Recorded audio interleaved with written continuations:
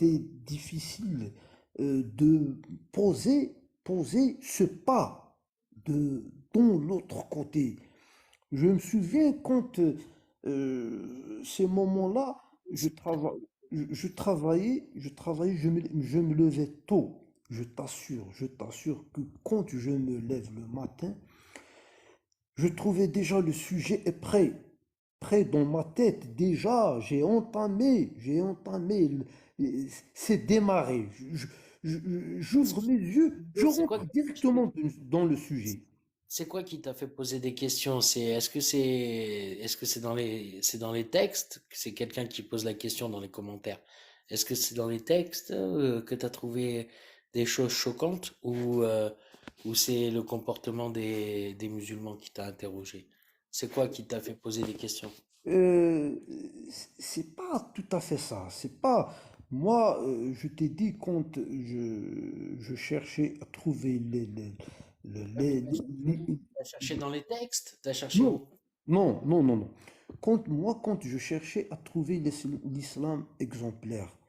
Donc, à chaque fois que, par exemple, que j'entends un moufti, un cheikh, ces gens-là, ces chouyours-là, euh, quand je trouve, par exemple, un avis qui est un cheikh, par exemple, qui appelle à la violence, je l'écoute pas. Je choisis toujours ceux qui prend, qui appellent au calme, qui appellent à la tolérance et tout. Alors, petit à petit, Là, ce que je- tu nous dis, c'est que quand tu étais musulman, déjà, quand tu commençais à avoir des doutes, alors tu te focalisais sur les chirs les plus, on va dire, qui avaient les discours les plus gentils, quoi. Et, euh, voilà, et tu esquivais les discours des autres, mais voilà. tu t'apercevais que malgré tout ça, les discours des autres faisaient quand même partie de la religion. Et Puis, c'est ça. en écoutant ces gens-là, il y a une certaine peur qui va diminuer. Alors, et de plus en plus, on ose, de plus en plus, on a confiance en Dieu, de plus en plus, on donne à soi-même la permission de donner des questions et de critiquer. Et après, tu arrives à un certain moment où c'est bon. Tu enlèves la sacralité du texte. Après, quand tu vas lire le texte, tu vas plus le lire avec ton cœur en donnant raison à l'avance.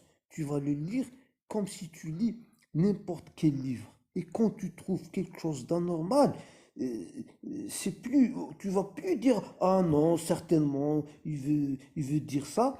Mais ce qui m'a encore donné, on peut dire, ce qui m'a poussé encore, c'est que toutes les questions que je me posais, parce que moi, je me posais des questions depuis que j'étais très, très, très jeune. Donc, toutes ces questions-là, elles sont pas parties. Alors, en quelque sorte, le jour où j'ai enlevé cette sacralité sur la religion, sur les textes, toutes les questions-là, elles étaient déterrées. Elles ont surgi, elles ont ressurgi comme ça. Maintenant, j'ai des réponses. C'est comme ça. Par exemple, depuis que j'étais petit, la première question que je me posais, pourquoi le Dieu est méchant? Je le disais pas comme ça, de cette manière. Je disais, pourquoi le Dieu, il est comme ça? Euh, pourquoi l'enfer? Pourquoi?